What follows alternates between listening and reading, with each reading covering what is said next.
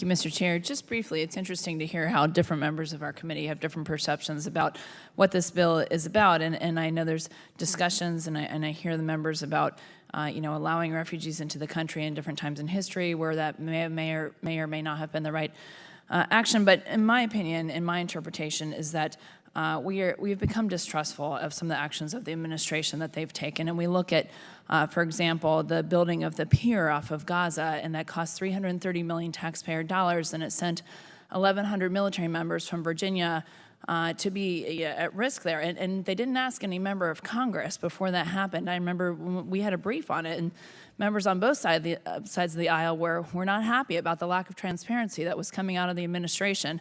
So we don't trust, right? We don't trust that the administration is going to do the right thing and going to be transparent with members of Congress. That's our role here. I mean, look at what happened with the Israel aid packages. We finally got that to the floor.